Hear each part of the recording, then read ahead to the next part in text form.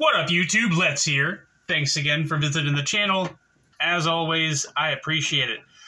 I wanted to do a quick video in responding to, not really responding to, but just kind of jumping into a conversation that's been being had by a couple of different YouTube creators. The conversation, or maybe light disagreement between Metal Complex and Neve's Knives regards to flipping knives.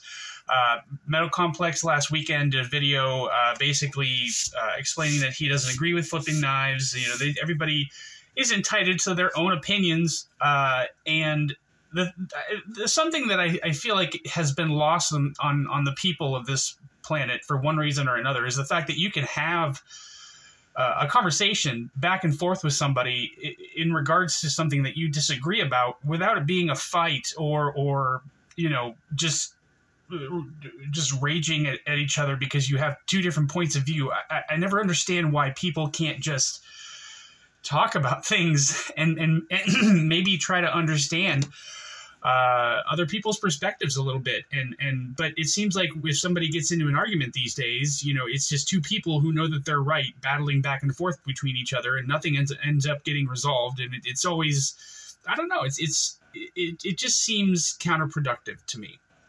I always feel like you should be able to just, you know, if you meet somebody and you have a different idea or disagree with something that they say, I feel like you should be able to talk about it and have an engaging conversation between the two and have it be a healthy experience. I know that's a novel concept, but why the hell is that such a problem these days?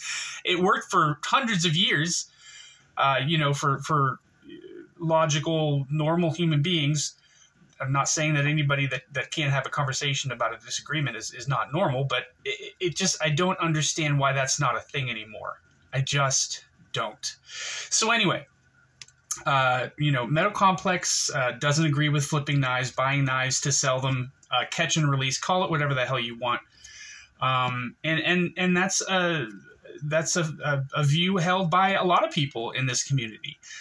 Now, Jared came on and explained, you know, he's never going to try to judge anyone for how they're choosing to make money as long as it's legal and it's not hurting anybody else. And I agree with that as well. So, you know, which one of them is right? You know, I am not an authority in any way, shape, form, or fashion. But I kind of feel like I have some. I mean, I have something to say about this. Which one of them is right? I feel like, personally, in my opinion, they both are. You know, I get what Complex is saying about buying knives just to flip them and you know, make money off of something that so many other people want, and just kind of taking advantage of a situation. You know, where you can get a hold of something that's worth a lot of money and then maybe flip it for either a little bit more money or a lot more money. And I kind of feel like, you know, I understand where he's coming from on that. When I watched Jared's video, I understand what he's saying as well. You know, you can't judge someone for choosing to make money in one fashion or another. Again, as long as it's not hurting anyone and as long as it's legal, you can't really speak to that because it's a choice that people make, and people are you know, allowed to make choices, whether other people like them or not. So I'm kind of intersecting with it, and it's because I see where Jared's coming from, and I see where Complex is coming from. I really, really do. If you see something's about to drop, say a Hinderer, because this is one of the most common knives that will drop and be gone literally in seconds. Not 10, 20, 30, 2, 3, 4 seconds. They're gone. And I know that feeling, you know. Everybody knows the feeling. You see, oh, this is coming out. It's the most fantastic knife in the world. It's gonna make me infinitely happy, and I have to have that. So I'm gonna be there at the drop. I'm gonna have the site up. I'm gonna have my account registered. I'm gonna have my payment information entered. I'm going to refresh every fraction of a second, and I'm going to get that knife.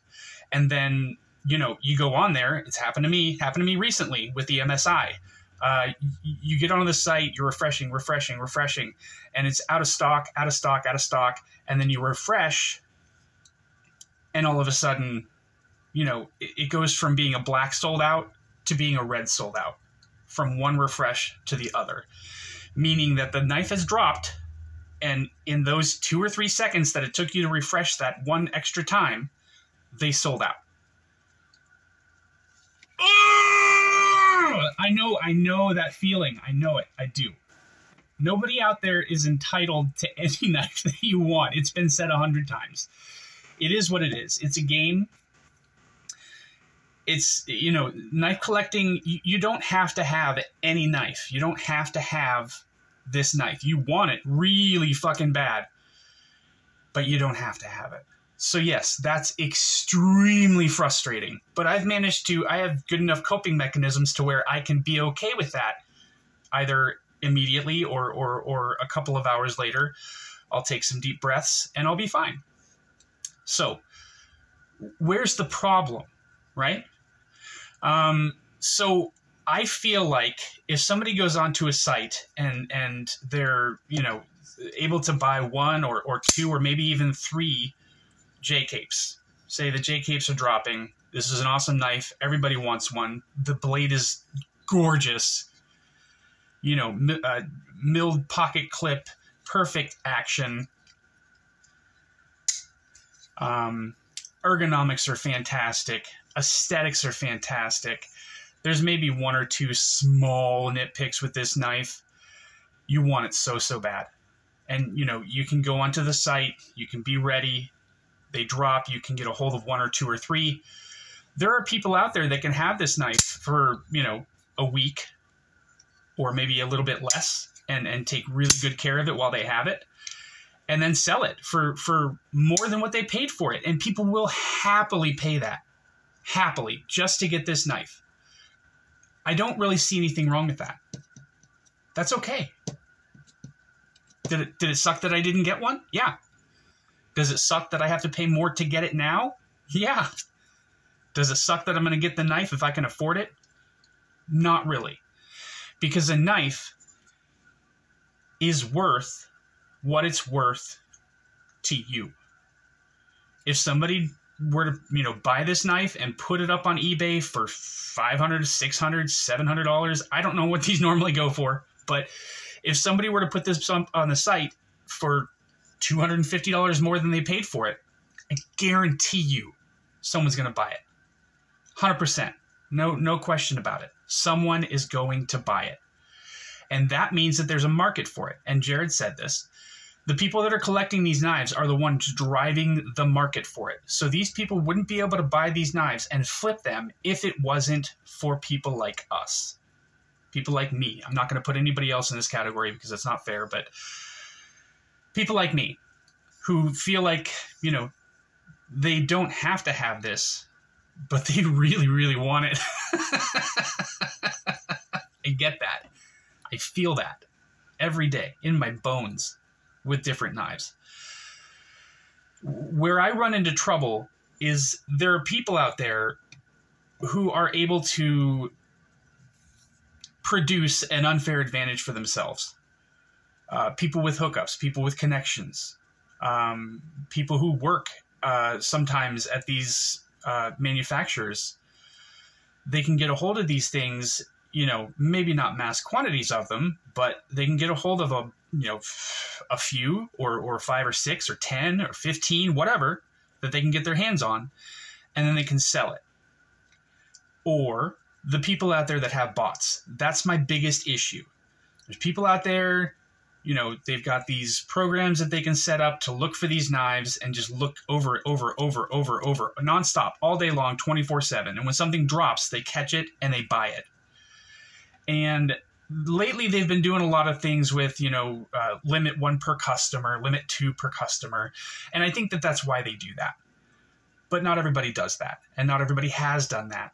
And these people with these programs can buy, you know, if they don't have a limit, they can buy whatever they want. They can buy 10 of them and then they can flip them and sell them on eBay for $200, $300, $500 a piece more than what they paid for them. I find that to be predatory and wrong. So yeah, I feel like Jared's right, and I feel like Complex is right, because there's always going to be outliers. You know, there are going to be reasons. I'm sorry, I'm not opening these as much as I wanted to. There are going to be reasons, you know, out there that, or that's the wrong word. There's going to be things that people can do to skirt the system. There just is. It's what people do. It's human nature. Find an easier way. So that's what people are going to do. So if that takes, you know, 1 or 2 or 3 knives out of the hands of people that really wanted this knife, I kind of get that. Kind of. But if you're able to get a hold of a whole bunch of them, or get a hold of some in a way that you don't have to work for it, if it doesn't mean anything to you, if you have no emotional attachment whatsoever to the knife, and you're able to get a lot of them in your hands and then sell them to somebody else who wants them, yeah, you're doing something that's legal in order to make money. I get that. But you're also taking opportunities out of the hands of a lot more than 1 or 2 people. And I don't feel like that's right. I feel like that's predatory. Maybe predatory isn't the right word. I don't know. But I hope you guys are kind of understanding what I'm saying and you know, kind of getting the gist of what I'm trying to get at here. I feel like there's, you know, more than one side to every single story. There always is. Always has been, always will be. So yes, there are different opinions on this, and everybody who has an opinion on this, I feel like, if as long as they're not, you know, just shouting crazy bullshit, they're not necessarily entitled, but they have the right to that opinion. And you know, opinions are like assholes. Everybody has one, and they all stink to everybody else. So yeah, I feel like they're both right. And I don't want to say I feel like they're both wrong. It's just, there's different ways of looking at it. You know, if I were able to do this, and I didn't feel like I was taking anything away from anybody else, I would probably, you know, I would probably be fine with it. But at the same time, if I had access to one of those bots, I think they cost they cost thousands of dollars. So I'm never going to have access to something like that. But I wouldn't really want access to something like that, because I wouldn't be able to live. I was just talking to somebody today, as a matter of fact. There's a knife that somebody showed on Instagram that I've wanted for a long, long time, but I didn't like. It only comes in one color scale, and they're orange, and I fucking hate orange. I hate it. I'll never use a knife with an orange scale on it if I can at all help it. So anyway, I wanted this knife really, really bad. Have for a long, long time. But they only make it in orange scales. So I was waiting for something. I mean, they do make other scales, but I didn't want to have to buy a knife and then an extra set of scales and have an extra set of scales that I'll never use. It seems like a waste to me.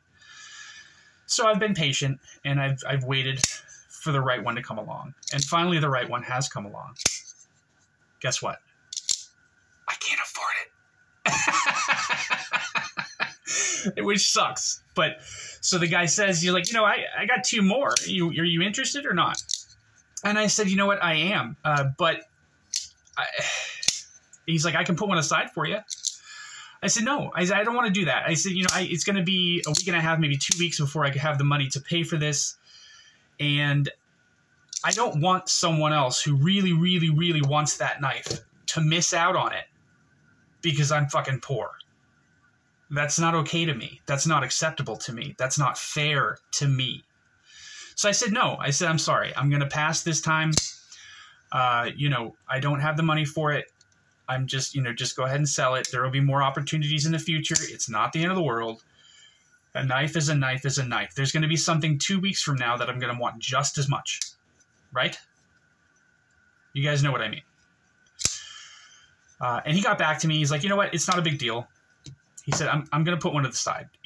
And when you have the money, just you know, get back to me and we'll do the damn thing. So I said to him, like, I really appreciate that. You know, you talked me into it. Thank you so much. However, if somebody gets, you know, messages you and says, I need to have that knife. I need it. I need it. I need it. I want it. I want it. I love that knife. It's beautiful. It's gorgeous. I've wanted it for almost a year. Can I please buy that knife from you?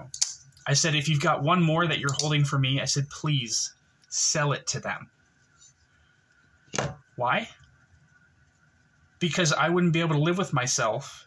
And of course, this isn't going to happen, but I wouldn't be able to live with myself if I knew that somebody who really wanted that knife missed out on it because I had some guy hold on to it for me for a week and a half so that I could afford to buy it. I don't feel like that's fair. I'm kind of getting off subject a little bit. I apologize.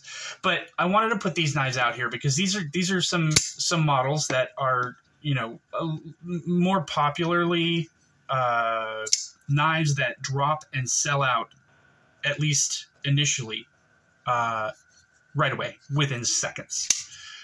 The 80-20.5 isn't quite at that level anymore. Hinderers are pretty much still there. I feel like J-capes sell out fairly rapidly when they drop. And this guy right here, I mean, this was released, I think, twice by Blade HQ. It's an exclusive that they do. Excuse me. And I saw it the first time, and I really wanted it, you know, like really bad. And then one day at work, I got an email. It says, the knife that you want is available. Saw the email come through. Went onto the site. By the time I got there, gone.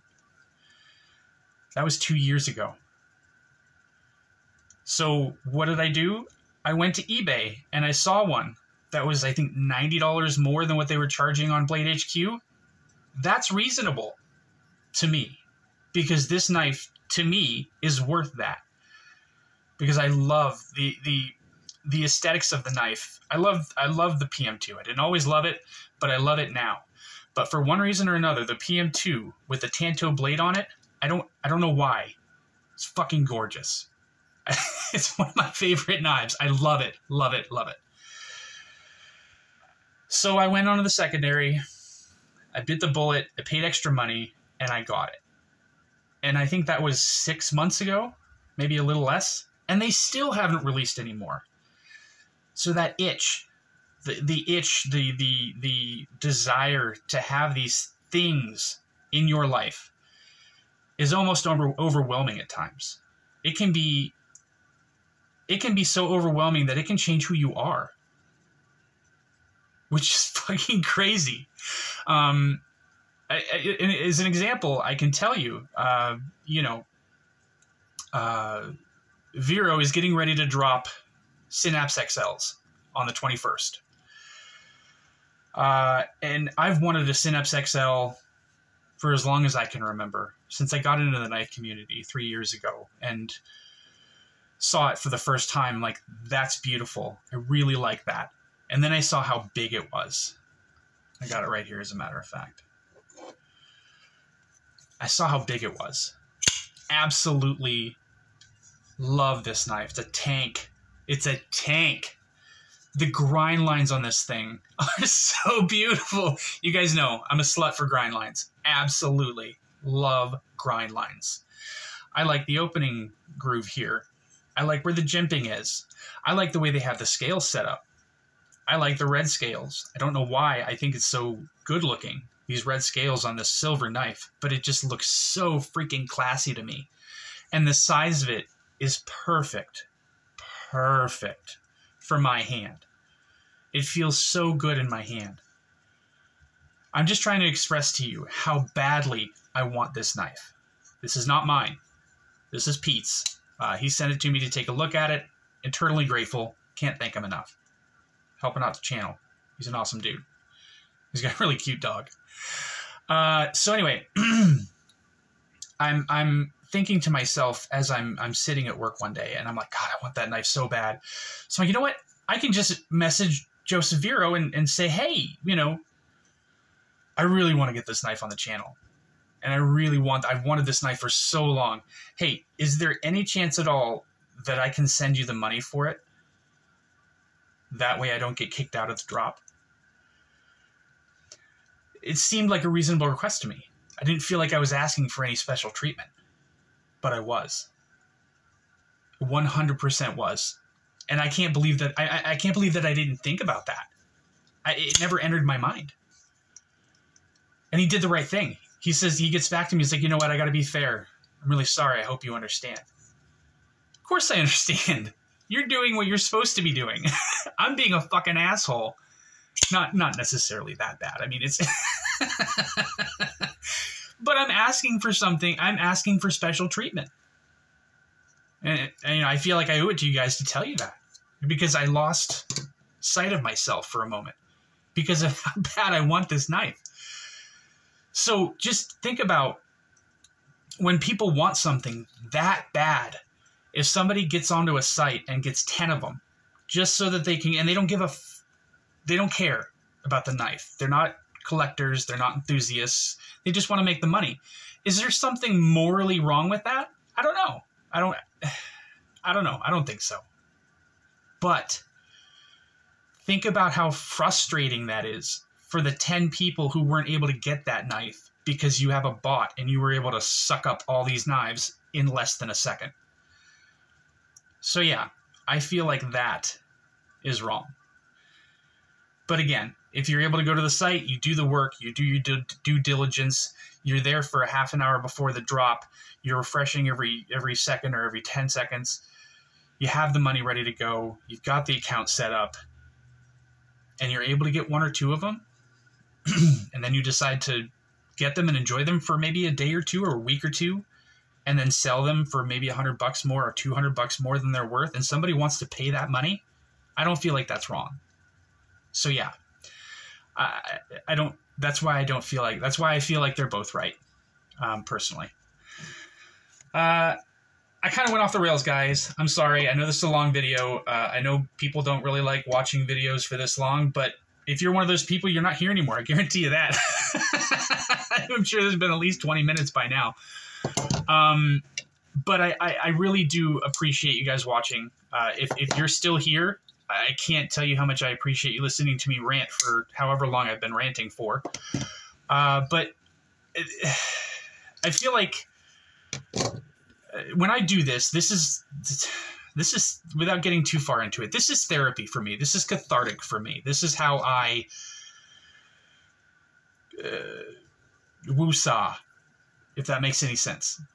This is so much fun for me. I love doing this. I love the knives. I love talking on, I love talking to the subscribers.